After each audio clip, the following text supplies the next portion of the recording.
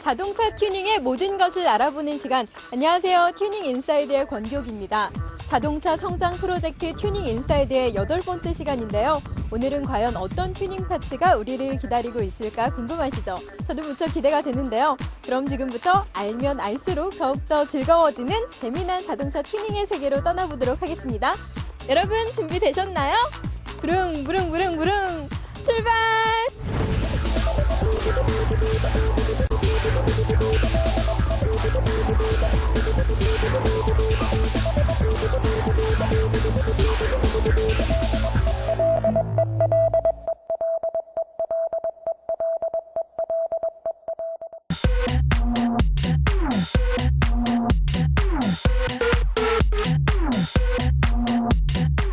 저는 지금 파주에 위치한 노이즈 센터에 나와 있는데요. 이곳에 자동차 실내 소음과 관련한 국내 최고의 기술을 보유한 분들이 있다고 해서 찾아와 봤습니다. 과학적인 실험과 검증을 통해서 자동차 소음을 측정하고 또 쾌적하고 아늑한 실내 공간을 연출한다고 하는데요. 그럼 지금부터 조용한 자동차 만들기, 자동차 방음 튜닝에 대해서 알아보도록 하겠습니다. 안녕하세요. 네, 안녕하세요. 네, 이곳에서 자동차 소음과 관련한 연구를 진행 중에 있다고 들었어요. 노이즈 센터는 어떤 곳인가요? 노이즈 센터는 지난 한 10년 동안 자동차 연구소에서 일을 하던 엔지니어들이 모여서 설립한 회사고요. 네. 그리고 저희가 자동차 실내에서 들리는 소리를 조용하게 만들어드리는 일을 하고 있습니다. 완성차 업체와 부품 업체와의 공동 연구도 진행하고 있다고 들었거든요. 이곳에서 이루어지고 있는 자동차 연구는 어떤 게 있나요? 네, 저희 전문 분야인 자동차 소음 진동 관련 업무를 맡아갖고 진행하고 있는데요. 지금 현재 나오고 있는 차들에 대해서 이미 개발이 완료된 차량들에 대해서 저희가 리버스 디자인이라는 것을 하고 있습니다. 네. 리버스 디자인이라는 것은 뭐냐면 이미 양산된 차량들을 다시 재설계를 하는 일을 리버스 디자인이라고 하고요. 네. 그래서 일반 고객들이 불편함을 느끼시는 부분들을 개선해드리는 일을 하고 있는데 저희가 수입차에서 다루는 부분들도 있고요. 또 국산차들도 고객들이 불편했을 때 저희 네. 센터에 오시면 그런 소음으로 인한 불편함을 해소를 해드리고 있습니다. 그럼 1대1 맞춤형 커스텀도 가능하다는 얘기인 건가요? 예, 그럼요.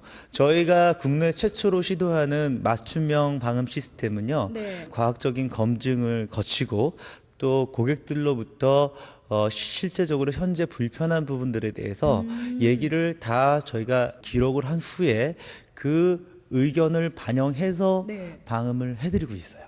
그럼 이곳 노이즈 센터에서 일하고 있는 연구진들은 어떻게 구성되어 있나요?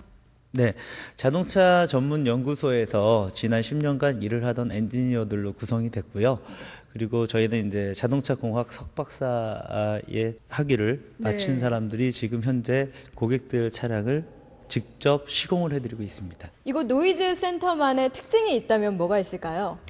전문성입니다. 저희가 전문적이고 그 다음에 고객들이 원하는 부분을 최대한 맞춤형으로 진행하는 부분이 저희 특징이고요. 네. 그리고 고객들이 마치 병원을 찾으셨듯이 저희 노이즈 센터가 고객들의 불편한 소리 그리고 여러 군데에서 나는 개선하지 못했던 잡소리들 네. 이런 것들에 대해서 과학적으로 검증을 하고 또 과학적인 설계를 통해서 개선을 해드리는 것이 저희 노이즈 센터의 특징이고요. 그래서 저희는 첨단 장비들을 활용해서 그런 소음들을 측정을 하고 그 소음들에 대한 원인을 밝혀내고 네. 그거를 시공을 해서 문제점을 해소해드리는 그런 일들을 전문으로 하고 있는 것이 저희 특징입니다.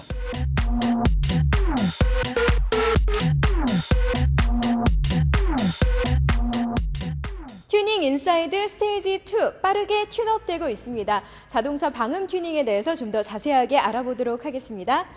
소장님, 자동차 소음을 일으키는 부분들이 상당히 여러 군데서 발생이 될 것 같아요. 네. 어떤 부분들이 영향을 미치나요? 가장 극심하게 영향을 많이 받는 부분들은 역시나 엔진이겠죠. 예, 네. 엔진 부위하고 그 다음에 자동차가 달리니까 네. 바퀴하고요. 바퀴도요? 네. 그리고 속도감 있게 달리다 보면 주행 중에서 바람 치는 소리 이런 것들이 주로 고객들이 느끼는 그런 소음의 중심입니다. 그럼 이런 자동차 엔진 소음이나 타이어 마찰음 그리고 풍절음이 인체에 미치는 영향이 있나요? 네, 있습니다. 어떤 영향이 있나요? 심장 박동을 빨라지게 하고요. 그리고 무의식 중에 피폭이 되는 그런 진동이나 그 소음들이 사람들을 굉장히 스트레스를 많이 증가시킵니다. 네. 그래서 운전을 계속 장시간 하시게 되면 뒷목이 뻣뻣해지고요. 그리고 그 계속 그런 것들이 누적이 되게 되면 그 소음이 큰 소음에 계속 노출돼서 가다 보면요. 네. 고막에 대한 손상도 올 수 있고요. 네. 그리고 뭐 많이 소변이 빨리 마렵다거나 이런 그 신체적인 생리적인 증상들도 역시나 소음에 의한 영향들이 굉장히 많습니다. 자동차 방음 튜닝이 어떻게 진행되는지 궁금해요. 네. 우선 고객이 차를 입고하시면요. 저희가 고객과 불편한 부분들을 상세하게 상담을 해드립니다. 네. 그래서 어떤 부분이 불편하시고 또 어떤 소리에 굉장히 민감하게 반응을 하시는지 이런 것들에 대해서 저희가 자세히 고객들로부터 듣고요. 네.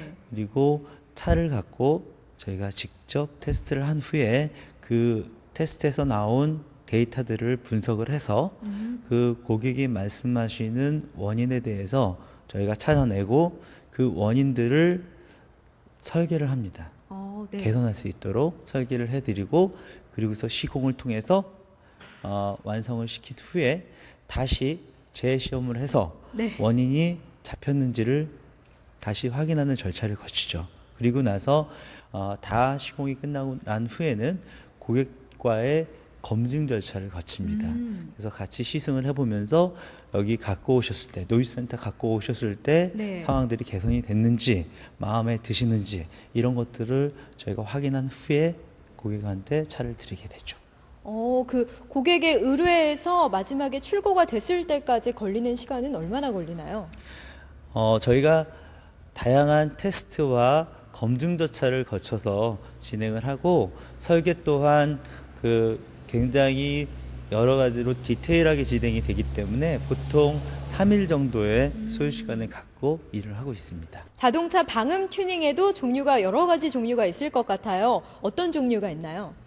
네, 크게는 차체 방음, 엔진 방음, 도어 방음 이런 큰 세 가지 파트로 나눌 수가 있는데요. 네. 차체 방음은 차량의 전체적인 바디를 튜닝해서 차 승차감을 좋게 만드는 부분이고요. 네. 엔진 방음은 엔진에서 들어오는 그 투과 소음이라든지 진동을 제어하는 것이 엔진 방음 영역이고요.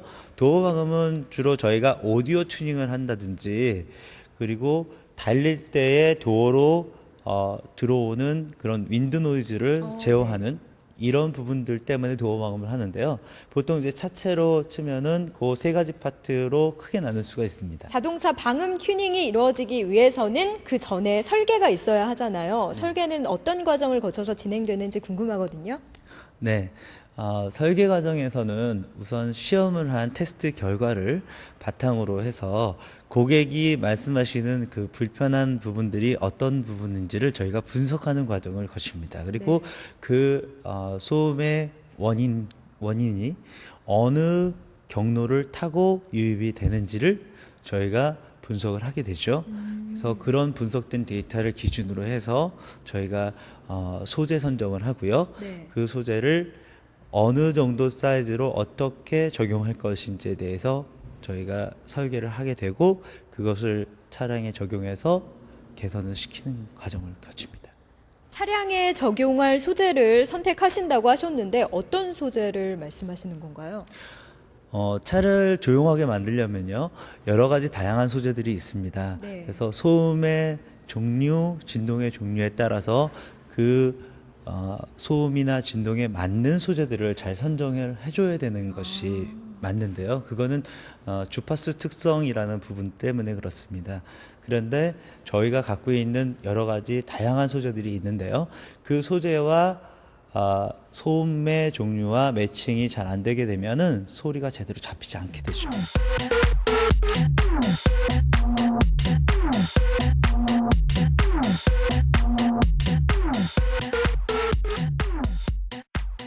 튜닝 인사이트 인사이드 스테이지 3 자동차 튜닝을 직접 체험해보는 시간입니다. 지금까지 쭉 자동차 방음에 대해서 설명을 들어봤는데요. 지금부터 실제 방음 작업을 통해서 자동차 소음이 어떻게 측정되고 분석돼서 소음을 저감시키는지 알아보겠습니다. 소장님, 지금 자동차 문을 활짝 열어두셨는데 여기서 어떤 작업을 하고 있나요? 지금 차를 방음을 하기 전에 저희가 현재 차량 상태를 확인을 해야 됩니다. 이 테스트를 통해서 차량에 대한 소음이 어떻게 지금 나고 있는지, 어디가 문제 있는지를 밝혀내기 위한 근거 자료가 되죠. 저 뒤에 보이는 노트북으로 데이터가 다 전송이 되는 건가요? 네, 그럼요. 이 노트북으로 전송되는 데이터는 헤드레스트 부분에 달려있는 마이크폰을 통해서 전송이 되게 되고요. 저렇게 보이시면 그래프가 뜨게 되는데 그 그래프 안에 여러 가지 소음에 대한 비밀이 담겨져 있습니다.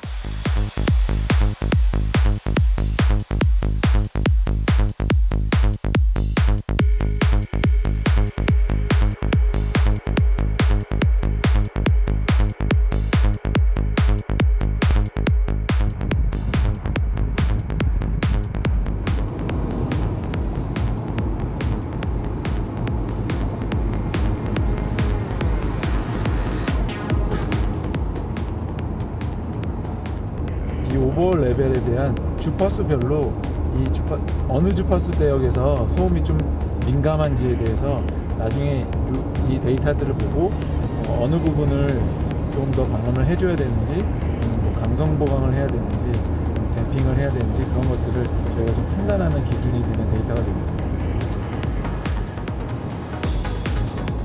주파수별로 저희가 그 데이터를 보고 분석을 할 수가 있습니다. 그래서 그 분석한 데이터를 가지고 어느 부위를 어떻게 좀 시공을 해야 될지 좋은 효과가 나올지에 대해서 저희가 좀 판단할 수 있는 근거가 되기 때문에 또 하고 있고요. 그다음에 또 중요한 것들은 고객과 이런 사람들이 느끼는 그 소음이 좀 다르기 때문에 그래서 좀 객관화 시켜주는 작업의 일환으로서도 저희가 소음을 좀 정확히 측정을 하고 있습니다.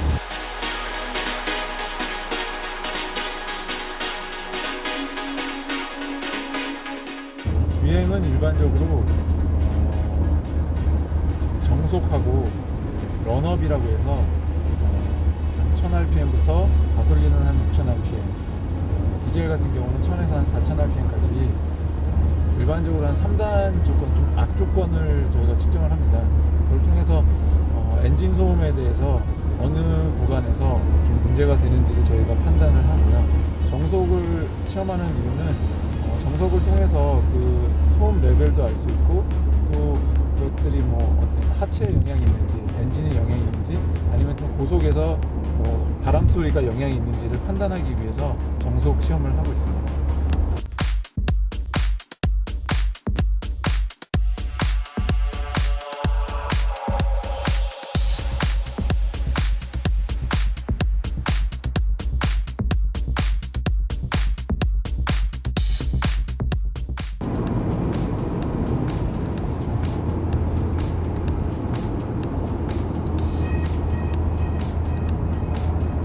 완료.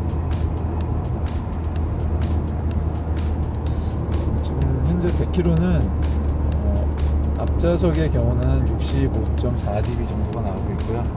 뒷좌석은 한 67.7dB 정도가 지금 나오고 있습니다.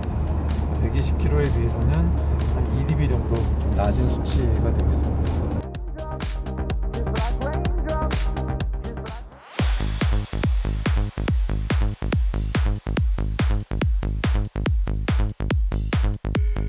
순정 상태에서 자동차 주행 테스트를 마치고 왔습니다. 이 다음에는 어떤 작업이 이뤄지나요?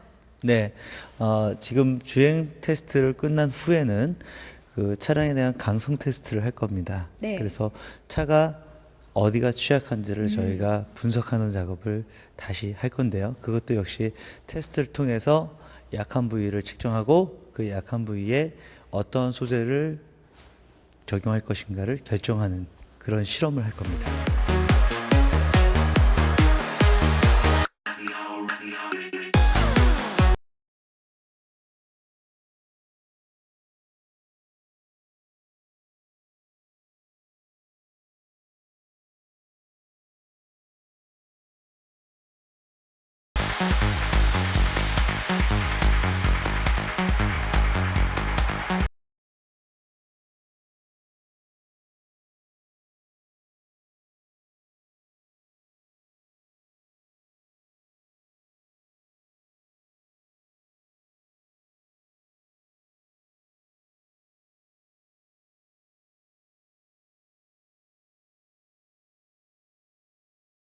를 했어요. 테스트 결과가 어떻게 나왔나요? 네, 지금 테스트 결과를 보니까 2dB 정도 저감이 됐는데요. 네. 이거는 프로테지로 하면은 한 30% 정도는 저감이 된 겁니다. 저희가 오늘 튜닝한 것이 엔진 베이에 대해서만 튜닝을 했는데 네. 이 정도면 상당히 효과가 좋게 나온 거고요. 네. 그리고 전체 튜닝을 했을 때는 이거보다 더 좋아지죠.